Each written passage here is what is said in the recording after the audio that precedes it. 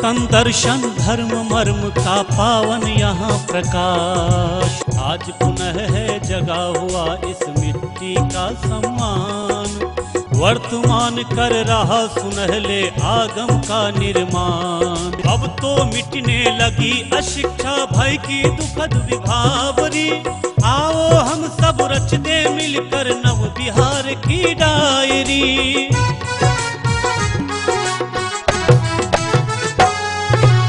नमस्कार, Bihar video diary में आपका स्वागत है। सबसे पहले देखते हैं बढ़ता बिहार।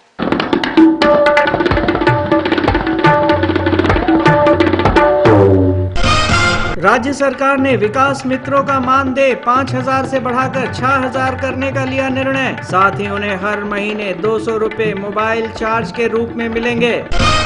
राज्य सरकार ने पुनरीक्षित वेतन पाने वाले कर्मियों को 7 जबकि अपुनरीक्षित वेतन पाने वाले कर्मियों के महंगाई भत्ते में 12% की वृद्धि करने का लिया निर्णय।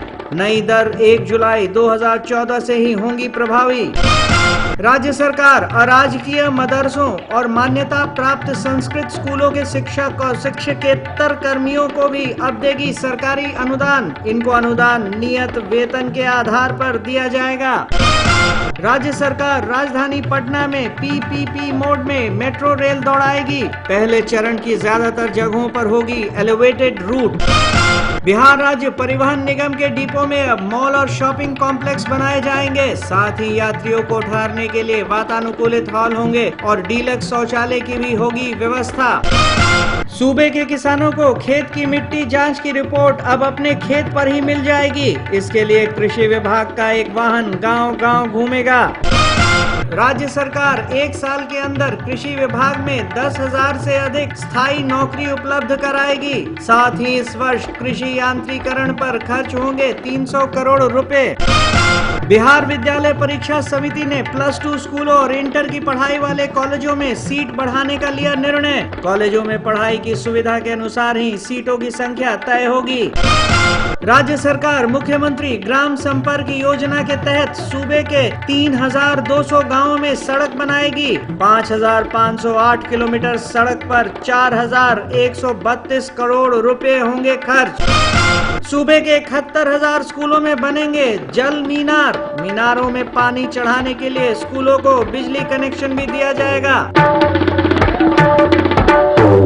बिहार में विकास की गति निरंतर कैसे तेज होती जा रही है, आइए देखते हैं प्रगति बिहार में।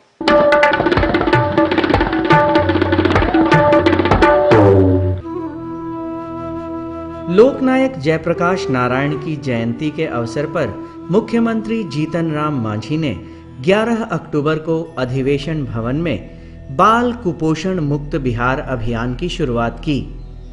समाज कल्याण विभाग द्वारा आयोजित इस कार्यक्रम में समाज कल्याण मंत्री लेसी सिंह सहित कई अन्य लोग मौजूद थे।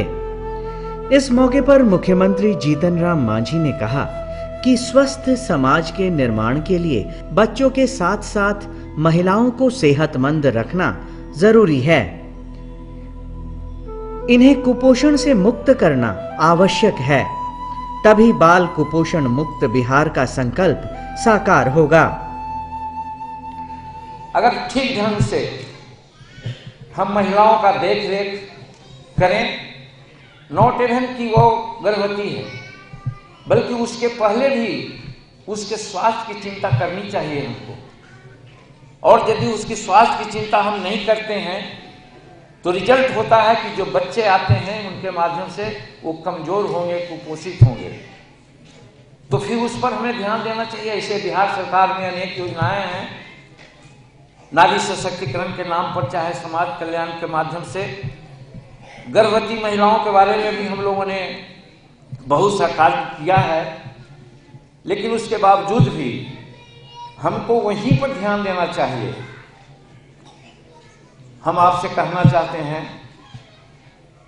अपने अनुभव की बात कि जिन माताओं ने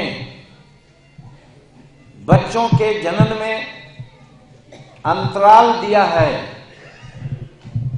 आज बच्चा हुआ तो हम देखते हैं अभी जो परिस्थितियां हैं, 1 साल नहीं 1.5 साल नहीं हुआ और दूसरे बच्चे की कल्पना आ जाती है।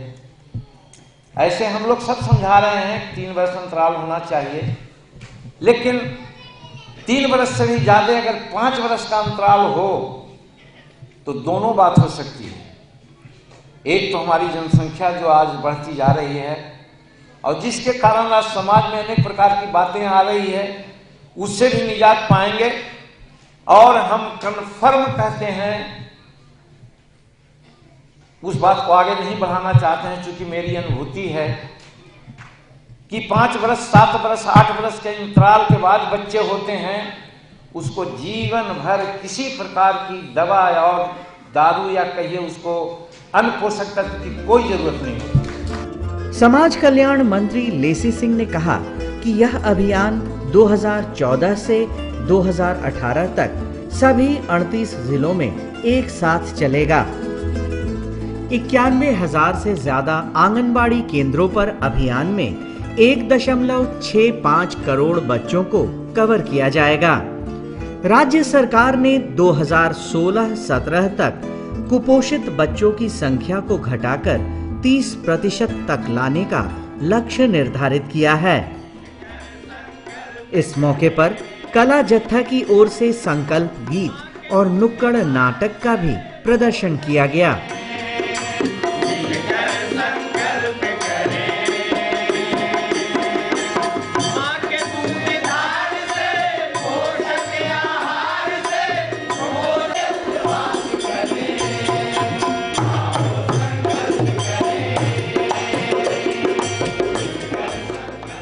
इसके अलावा राज्य सरकार द्वारा सूबे के सभी 38 जिलों में कुपोषित बच्चों के देखभाल के लिए पोषण पुनर्वास केंद्र स्थापित किए जा रहे हैं।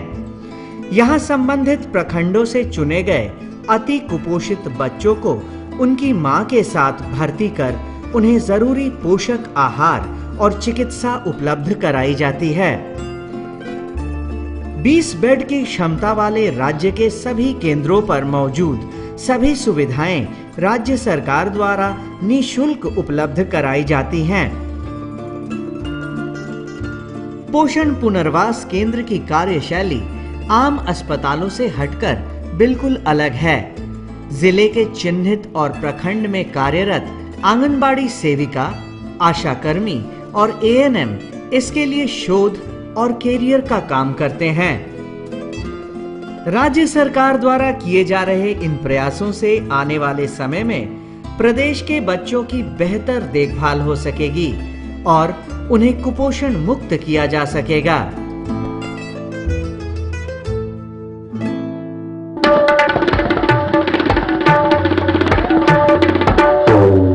स्कूल जाने वाली बालिकाओं को राज्य सरकार द्वारा प्रोत्साहन और बढ़ावा। सरकारी विद्यालयों में कक्षा 6 से कक्षा 8 में पढ़ रही सभी बालिकाओं को निःशुल्क स्कूल यूनिफॉर्म, 1 जोड़ी जूता, बैग और शैक्षणिक सामग्री की व्यवस्था। इस सुविधा के लिए प्रति बालिका को 700 रुपए की राशि विमुक्त। मुख्यमंत्री बालिका पोशाक योजना सूचना एवं जनसंपर्क विभाग द्वारा जनहित में प्रसारित। अल्पसंख्यक समुदाय के बच्चे बच्चियों को कक्षा 1 से कक्षा 8 तक निःशुल्क पाठ्य पुस्तकों की व्यवस्था। प्रवेशिका परीक्षा में प्रथम श्रेणी पाने वाले अल्पसंख्यक बच्चे बच्चियों को आगे की पढ़ाई हेतु 10,000 रुपए की प्रोत्साहन राशि। अल्पसंख्यक समुदाय के बच्चों के शिक्षा हेतु प्रोत्साहन। सूचना एवं जनसंपर्क विभाग द्वारा जनहित में प्रसारित। राज्य में उच्च शिक्षा के क्षेत्र में सार्थक पहल। चाणक्य नेशनल विधि विश्वविद्यालय, चंद्रगुप्त प्रबंधन संस्थान NIFT और institute of hotel management Hajipur कार्यरत और यूनिवर्सिटी ऑफ नालंदा की स्थापना की प्रक्रिया प्रारंभ। बदलता बिहार, बढ़ता बिहार।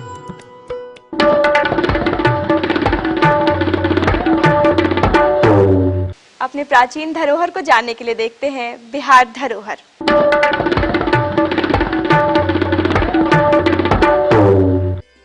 धर्म प्रचार और उपदेशों के लिए भगवान महावीर ने जिन स्थानों का दौरा किया उसमें आरा का विशेष स्थान है, क्योंकि यहां उन्होंने काफी लंबा समय व्यतीत किया।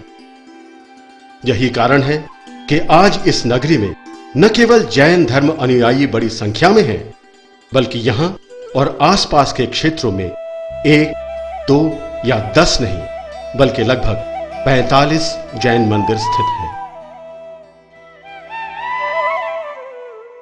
इन सभी स्थलों में भी विशेष स्थान है विश्राम का।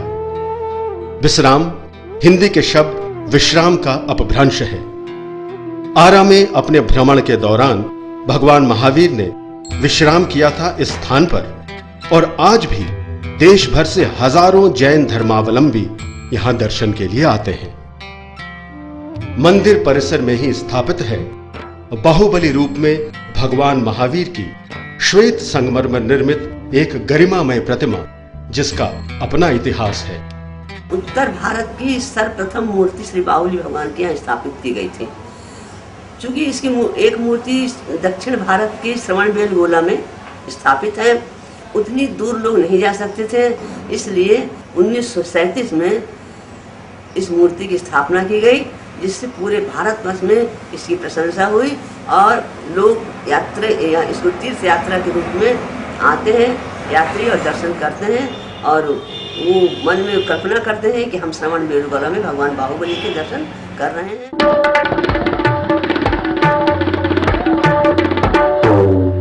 और आज के लिए बस इतना ही। अगले एपिसोड में फिर से होंगे आपके साथ, तब तक के लिए जय बिहार।